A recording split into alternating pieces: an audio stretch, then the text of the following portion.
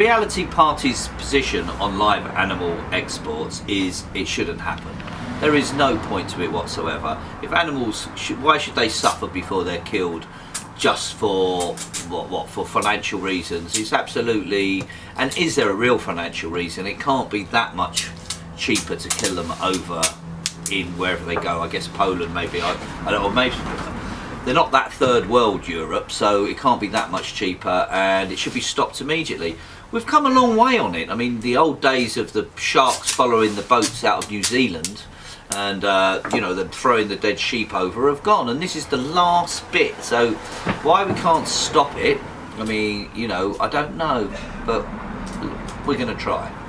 I've been campaigning for 4 years against live animal exports from the port of Ramsgate, and I'll campaign as long as it carries on.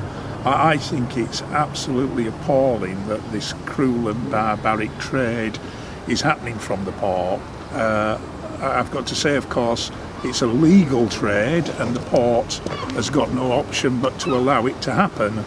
But, I'll be fighting as long as it takes with lots of other people from Thanet who are also fighting to get the law changed to stop this cruel and barbaric trade happening on our doorstep. And it's funny, it's one of the only trades going through the port now, one of the only trades going through the port has got to be this horrible, cruel thing.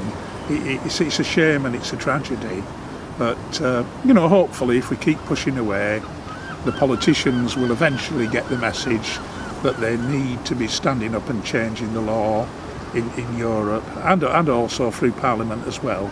Completely opposed, and actually Thanet Council 3 years ago closed the port. The problem we had was that the government didn't back us, so some of the government agencies didn't support us in blocking this trade out of the port, so we ended up being taken to court by the live animal exporters. If I was elected as the MP, I would be lobbying the government agencies, I would be working with our local MEPs to make sure that this is banned across Europe, because we actually need to work with our partners in the European Union and in government to make sure that this is stopped. As far as I'm concerned, on the hook, not on the hoof. I think the whole concept of that trade, I cannot understand the economics of it, and more importantly, I think it's a vile and disgusting trade that should be stopped. It may be that if a ferry doesn't come back to Ramsgate, perhaps the commercial days of that part of the port may actually be over, and we can actually stop commercial of those type of ships going into Ramsgate at all. Everybody would like a ferry, but I think it's perhaps pie in the sky. But the one way we can stop live animal exports, if we do something different and more imaginative with that entire port area, which I would like to see, again, as part of the regeneration of Ramsgate. But it's a vile trade, it should be stopped, but unfortunately under the old Port Acts, you cannot stop it unilaterally, because it is a legal trade in the UK, no matter what we will think about it. My position on live animal exports is that the movement of animals for purely, I would regard as cosmetic reasons, i.e. moving British lamb to France for 4 weeks so that it can be called French lamb, is totally ridiculous. And so I would be opposed to any kind of animal exports that were for purely superficial reasons. There are some legitimate reasons for animal exports. If we think about sport, horses for example, if we think about breeding and those kind of things, they are legitimate reasons for moving animals. But the mass movement of live animals for what I see as purely to get around regulations to make it more, I think is not only unnecessary, I think it's reprehensible and morally wrong.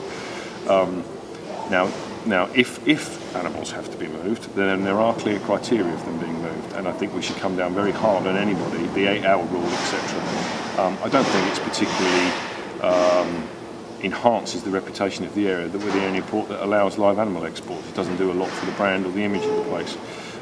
So if you take out that large element of what I'm talking about, which is live animal exports for purely for making them more saleable, because they move over to France, they graze for 2 weeks, then they call it French lamb. I think that's crazy. So as far as I'm concerned, the animals that are exported, they should be killed locally. We've seen a downturn in abattoirs in the country. The animals should be killed locally. They should then be prepared and moved as a meat product rather than as a live export. I see very little reason for live animal exports in the modern supply chain. As I say, 2 small caveats for sporting reasons, for animal breeding, those kind of things, but you're talking about very small numbers of animals there. Well, I really don't understand it. I really don't understand why they have to export animals live. I mean, surely it'd be better to either, kill them here and transport the bodies, or I just don't actually understand why they have to do it. It just seems crazy to me.